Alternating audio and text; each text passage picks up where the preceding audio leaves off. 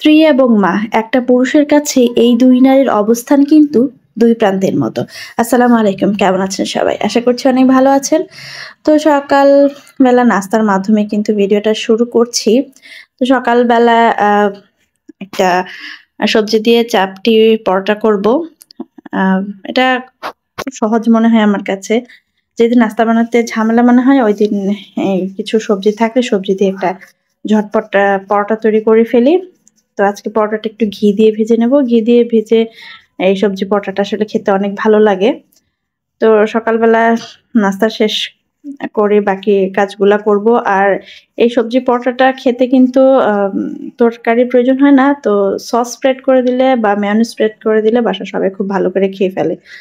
তো আমি আজকে আবার একদম নাস্তা শেষ সাথে আমি রান্না শুরু করে দিয়েছি।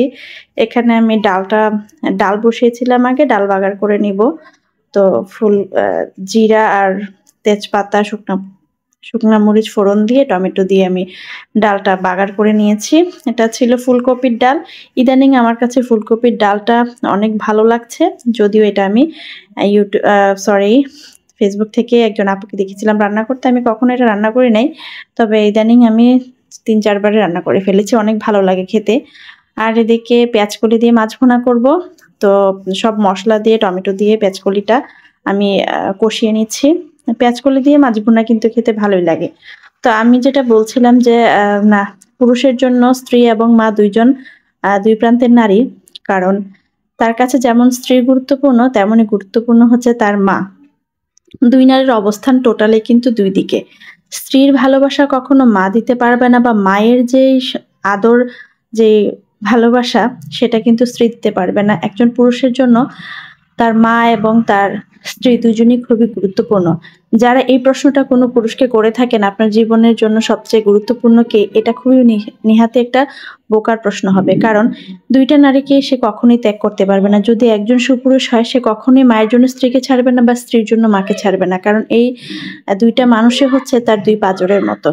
একজন তার গর্ভধারিণী, যে তাকে পৃথিবীতে এনেছে এবং তার ভালো মন্দ সবকিছু তাকে গড়ে নিয়ে তাকে একদম শিশুকাল থেকে যুবক পর্যন্ত তার সবটুকু জার্নিতে তার সাথে ছিল। আরেকজন হচ্ছে তার স্ত্রী, যে বিবাহের পরে রক্তের কোনো সম্পর্ক ছাড়াই তার সাথে জীবনের বাকিটা সময় তাকে সাপোর্ট দিয়ে যায়।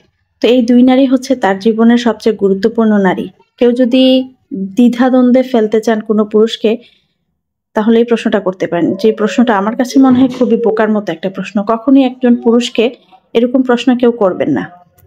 অনেকেই দেখেছি অন স্ক্রিনে এই প্রশ্নটা করে বসে। আসলে এটা করা ঠিক না। মা হচ্ছে সম্মানের জায়গা, মা হচ্ছে একটা আলাদা একটা জায়গা, স্ত্রী হচ্ছে ভালোবাসার জায়গা।